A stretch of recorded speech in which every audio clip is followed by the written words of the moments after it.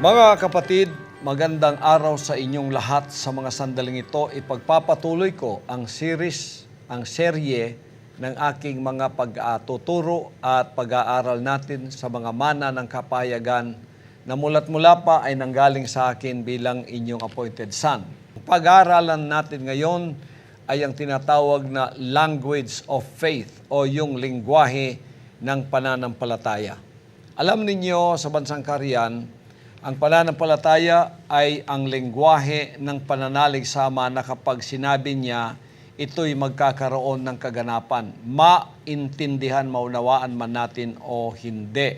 Kaya sinabi niya sa Mateo 19:26, ang pagtingin ni Jesus ay sinabi sa kanila, hindi mangyayari ito sa mga tao, datapot sa Diyos ang lahat ng mga bagay ay mangyayari. Sa English, but Jesus beheld them and said unto them, with men this is impossible, but with God all things are possible. Sinabi niya sa kanila, sa tao imposible, ngunit sa Diyos walang bagay na imposible. Lingwahe ng pananampalataya yan. Kaya kapag tayo ay sumunod sa mga aral ng Ama sa pamamagitan ng kanyang appointed Son, pagkatapos naging anak tayong tunay, walang imposible sa atin. Walang imposible sa mga anak ng Diyos. Lengguwaheng nang gagaling sa bibig natin yan. So ang pananampalataya ay siyang kapanatagan sa mga bagay na hinihintay, ang katunayan ng mga bagay na hindi nakikita. Hebrews chapter 11 verse 1. Ganito ang sinasabi sa English. Now faith is the substance of things hoped for, the evidence of things not seen. Ang pananampalataya raw ay siyang kapanatagan sa mga bagay na hinihintay, ang katunayan ng mga bagay na hindi nakikita. Yung hinihintay, hindi mo pa nakikita. Yung hindi nakikita, hinihintay mo. Pero pag may pananampalataya ka, ang kapanatagan dyan, alam mong madalim at malaon yung bagay na hinihintay mo at yung bagay na hindi mo nakikita ay makikita mo na. It's just a matter of time. So kung ano man yung inihiling natin, may bigay mang madali o hindi, alamin natin na yan ay makikita natin sa takdang panahon na ibinigay ng ating Ama. So dito makikita natin na ang pananampalataya ay ang ating kaugnayan at relasyon sa ating manlilikha. Ito'y ating paraan upang sa ganon tayo'y makipag-ugnayan sa ating dakilang Ama. Lingwahe ng Ama yan eh. Yan ang parang connection natin sa Kanya. Kung wala yung pananampalatayang yan, hindi ka maintindihan ng ating Ama. Kaya tingnan ninyo yung mga hindi nakakaunawa nito. Kayong mga kingdom citizens, dapat meron kayong bunga ng pananampalataya. This is both a fruit and a gift. Ito isang kaloob at ito ay isang bunga. Pananampalataya. Pagka may pananampalataya tayo, nakalulugod tayo sa ating buhay na Ama. Anong sinabi niya sa Hebrews 11:6? For without faith, it is impossible to please Him. They that come to Him must believe that He is and that He is a rewarder of them that diligently seek Him. Kung walang pananampalataya, hindi tayo maaring maging kalugod-lugod sa harap ng ating Panginoong Ama.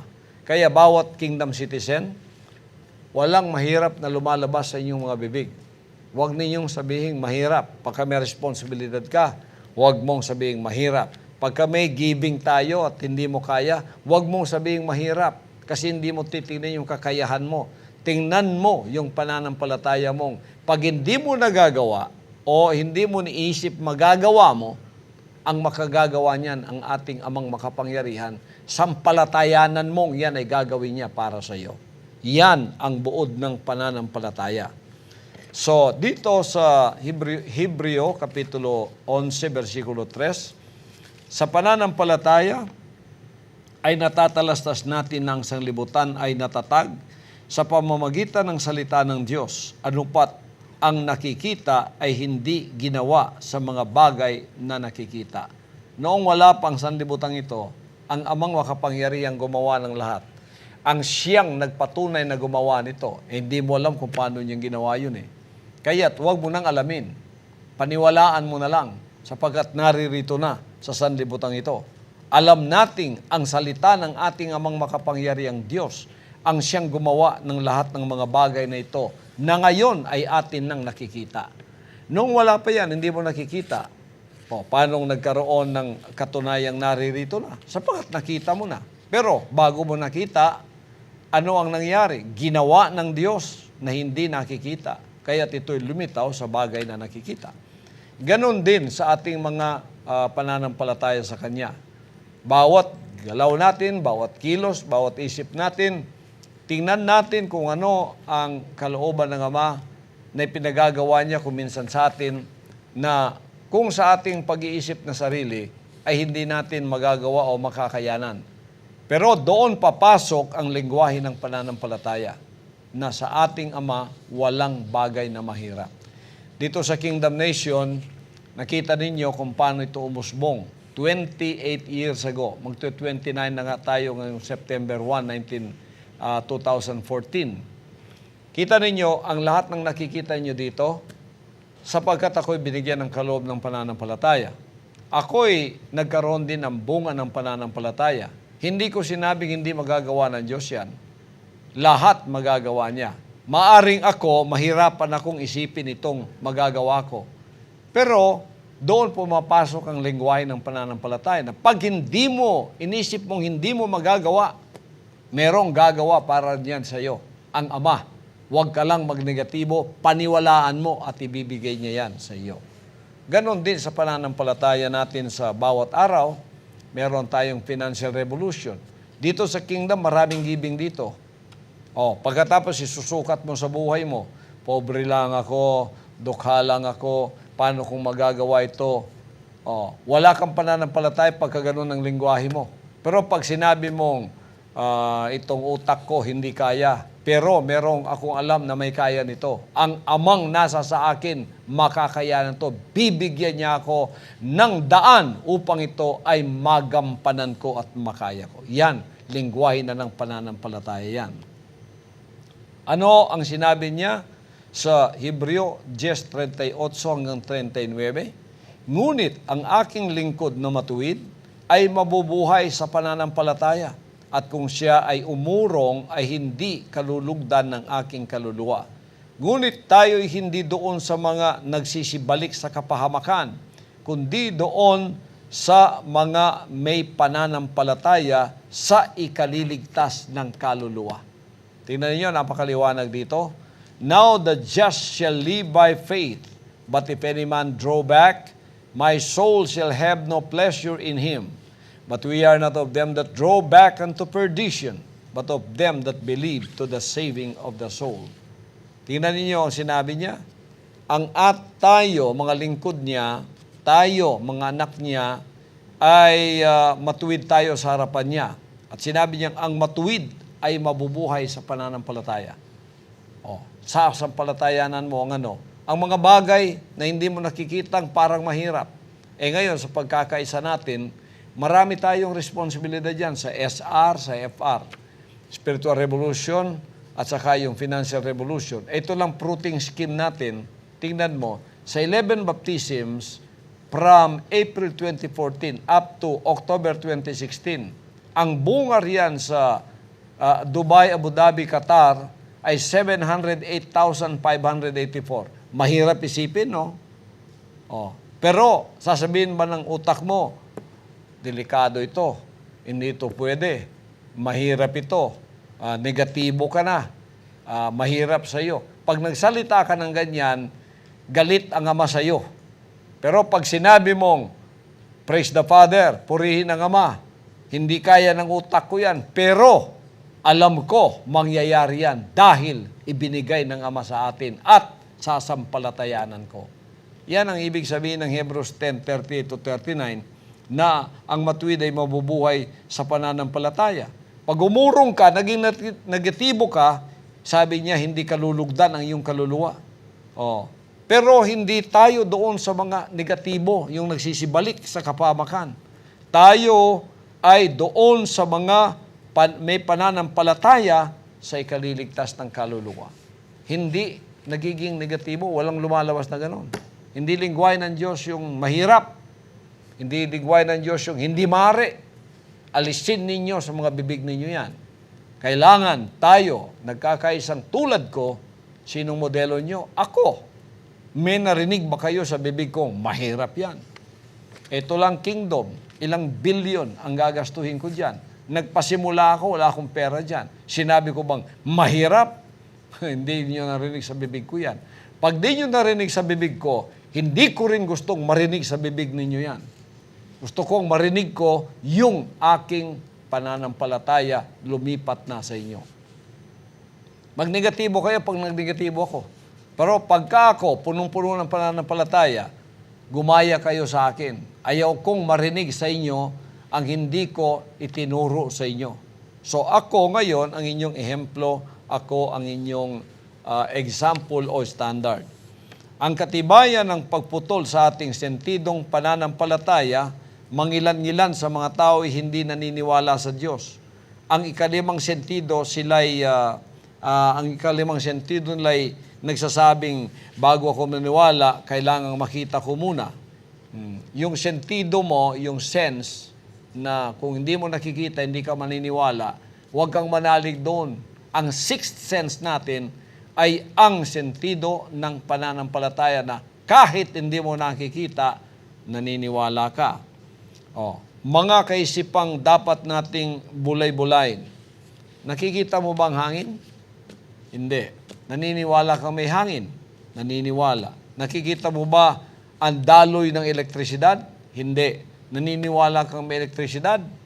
Kung di ka naniniwala, ikakabit kita sa kuryente dito sa likod ko. Baka doon, maniwala ka na. Nakikita mo bang utak mo ngayon? Hindi. Nag-iisip ka, hindi mo nakikita. Pero naniniwala kang may utak ka. Kaya kung wala, naniniwala kang wala kang utak dahil hindi mo nakikita. Dahil hindi binuksan yung ulo mo. Hindi matinong lohi kayo, di ba? So, ang mga bagay na hindi nakikita ay mga tunay tulad ng hangin, ng elektrisidad at iba pa. Kaluluwa mo, hindi mo nakikita. Pero merong kang kaluluwa.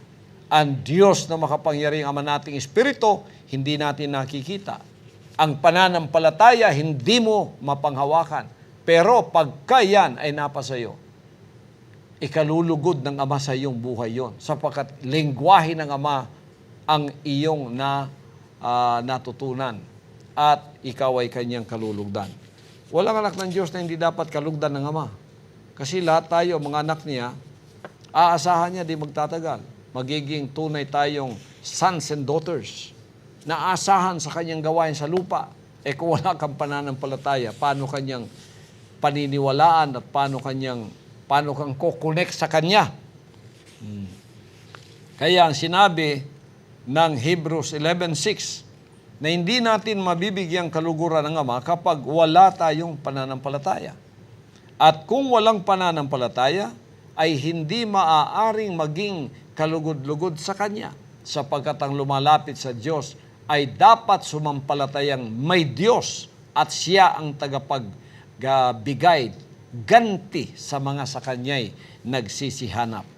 Yan ang lengguwahe ng ating banal na Diyos. Kung wala kang pananampalataya, hindi ka maring kalugod-lugod. So walang kingdom citizen na walang pananampalataya. Kasi kung hindi, galit ang Diyos sa iyo, hindi ka kalugod-lugod eh. Pag lumapit ka sa Kanya, sa palatayanan mong hindi mo siya nakikita pero nandiyan siya, Ama mo siya. At siya ang tagapagbigay ganti sa mga sa Kanya nagsisihanap. Sino ang inyong modelo? Ako. Di ko siya nakikita sa tamayong 5 years ako doon. Pero yung pinangako niya lahat sa akin, tinupad niya. Eto ngayon, nakikita na ninyo. Nakikita ko na. Kung di ko nakikita noon, pinangako niya, wala akong pananampalataya tulad nung iba nakisama sa akin. Dami daw relihiyon, nauna pa sa atin. Paano ko daw gagalugarin ang buong sanlibutan na ako'y bagong-bago lang, taga-tamayong pa. Nawala ng pananampalataya yung gaguti na yon, nawala siya dito. Ako, naririto pa rin. Tingnan mo, ang lahat ng pinangako niya, tinupad niya. Pag sinabi niyang, ipadadala kita sa buong sanlibutan ngayon ang nakikinig sa akin. Buong buo. Tingnan ninyo ang kabutihan ng ating dakilang Ama. Para tayo ay magkaroon ng pananampalataya, kailangan nating makapakinig sa mga salita ng Ama sa pamamagitan ng Kanyang anak.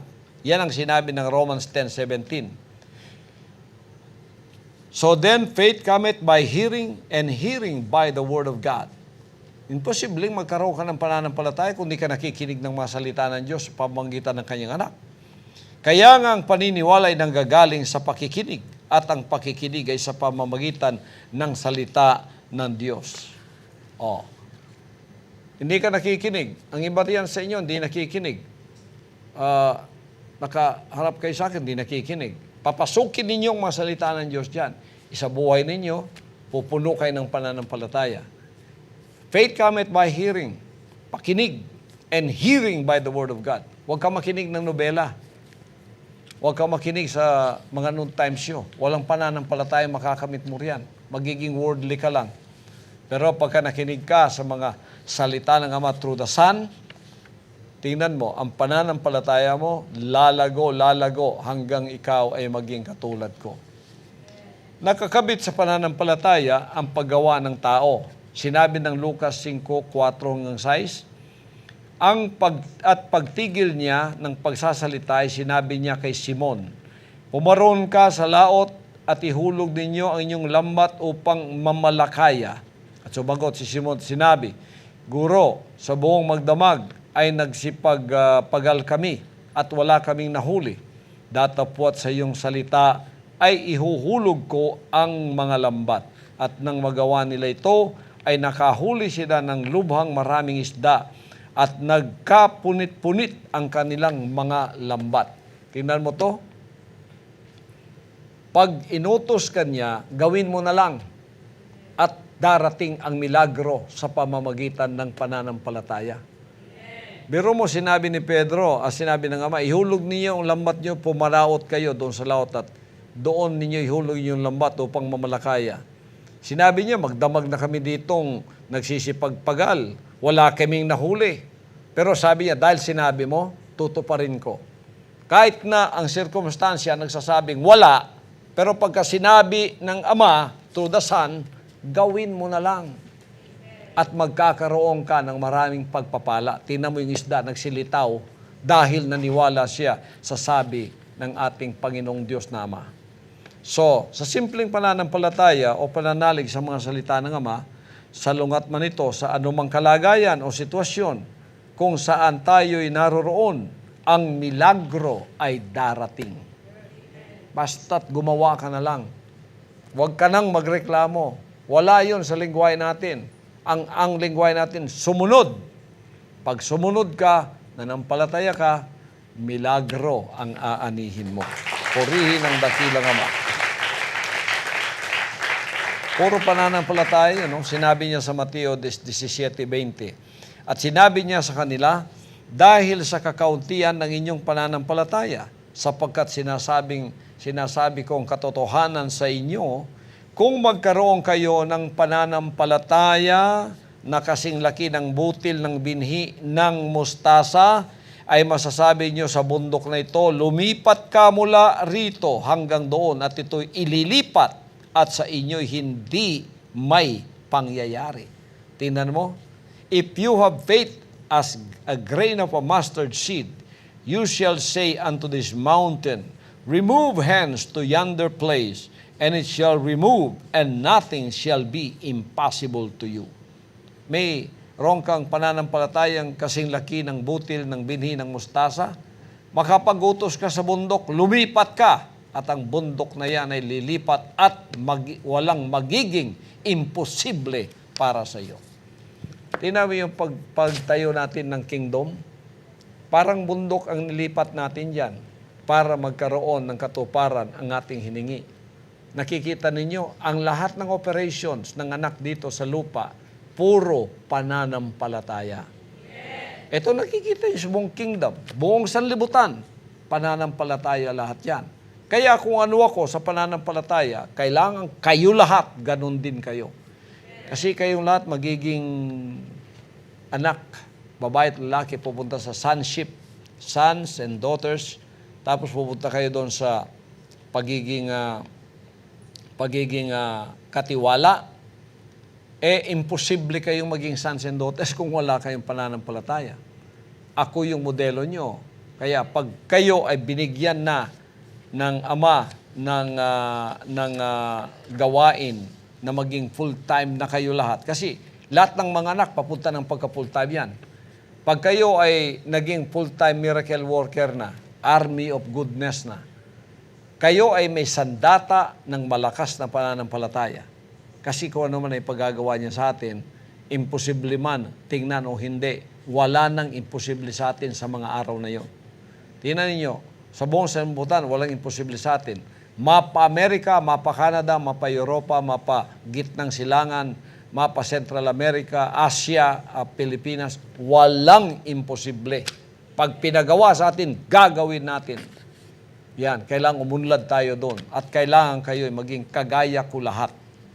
Wala akong gustong makita ng anak ng Diyos na kulelat sa pananampalataya. So sa mga uling araw na ito, mapapalad yaong nagsisisampalataya, bagamat hindi nakakakita. Ito yung lesson na binigay niya sa mga apostoles niya.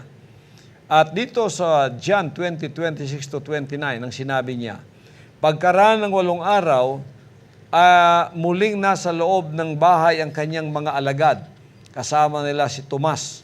Dumating si Jesus nang nangapipinid ang mga pinto at tumayo sa gitna at sinabi, kapayapaan ang sumainyo. Nang magkagayoy, sinabi niya kay Tomas, idaiti mo rito ang iyong daliri at tingnan mo ang aking mga kamay at idaiti mo rito ang iyong kamay at isuot mo siya sa aking tagiliran at huwag kang di mapapanampalatayahin, kundi mapanampalatayahin. Sumagot si Tomas at sa kanya'y sinabi, Panginoon ko at Diyos ko. Sinabi sa kanya ni Jesus, sapagkat ako'y nakita mo at sumampalataya ka, mapapalad yung hindi nangakakita at gayon may nagsisisampalataya. Napakalaking lesson nito, mga kapatid. No? Resurrected na si Jesus Christ. Isang araw, sinabi ng mga apostol, nag-usap-usap sila, nakita namin ang guro, ang master, bumangon siya mula sa mga patay. Naniwala silang lahat. Si Tomas naman ay walang kapanipaniwala. Ngayon, nagtipon sila sa isang dako. Nakapinid ang lahat ng mga pinto. Biglang-bigla, nagmaterialize si Jesus Christ sa kanilang kalagitnaan. At naguluhan sila. Sabi niya, peace be unto you. Ako ito. Pagkatapos ng tumahimik sila, tinawag si Tomas, halika nga rito, idampi mo yung kamay mo at daliri mo dito sa tagiliran ko, dito sa butas ng kamay ko at sa butas ng paa ko. Tapos ginanon niya. Doon pa siya naniwala. Sinabi ng ama sa kanya, ikaw nakakita ka at naniwala ka. Ngayon nakita mo na. To see is to believe ka. Pero sabi niya, mapalad ka dahil nakita mo ngayon, naniwala ka na. Ngunit sinabi niya, mas mapalad, mas blessed ang hindi nakakita, ngunit naniniwala, nananampalataya. Kayo yun, ako yun. Mapalad tayong lahat. Di natin nakita ng anak. Ngayon, nagmanifest siya sa ating kalagitnaan. Purihin ang dakilang Ama sa kanyang mga salita, mga kapatid. Kaya kayo, magpapasimula na kayong lumakad sa pananampalataya mula ngayon. Pananampalataya, wala, magpo-produce ka. Mula sa wala, magkakaroon ng meron. Kaya yung wala, meron. Di ba merong larong ganyan? Meron, wala. Sabo nga tayo. Meron, wala. Kwarta o kahon. Wala. Sa atin, meron lahat. Nakikita mo man o hindi, meron yan. Amen. Nakikita mo yung pananampalataya, nakikita mo man yung, hindi mo man nakikita yung pagpapala, meron yan. Amen. Hindi nakikita ng yung mga mata, paniwalaan mo kung ano yung gusto mo para sa gawain ng Amang binigay sa iyo. Walang bagay na imposible sa atin. Kapagkat tayo ay lumalakad ng ayon sa kanyang kagustuhan, malulugod ang Ama sa atin. Kaya walang kingdom citizen na tulad ninyong lalakad ngayon sa pananampalataya sa inyong paglago na negatibo, walang kaalam-alam sa mga bagay na ito, hindi maaari yun. Kailangan puno ka ng kaalaman. Kailangan malakas ka sa pananampalataya. Kailangan walang imposible sa iyo. Ano ang problema nakaharap sa iyo? Wala yan. Walang imposible. Masosolve yan. Yan ang gusto ko marinig sa mga bibig ninyo. Masosolve yan. Pera, hindi. Meron yan. Kaming bahala dito, pastor. Yung KLC namin, kami ang bahala dyan. Pag sinabi ko, magpatay kayo ng magandang KLC, maganda pa sa lahat ng mga nakita ninyong mga bahay-sambahan ng mga KLC, pinakamaganda, itatayo namin, pastor, magkano ba yan? 50 million, walang problema yan. Ganyan ang gusto kong marinig sa lahat ng mga anak ng Diyos na ngayon ay namumuhay bilang kingdom citizens na lumalakad kasama ng amang hindi nakikita sa pamamagitan ng gabay ng kanyang hinirang na anak na siyang ating pamuno, siyang ating standard ng pananampalataya sa bansang karya ng Ama dito sa lupa. Hanggang sa susunod nating pagkikita, mga kapatid, sa susunod nating serye ng mga leksyon na aking ituturo, iaaral sa inyong lahat. Pagpalain kayo ng ating dakilang Ama sa araw na ito. Purihin siya.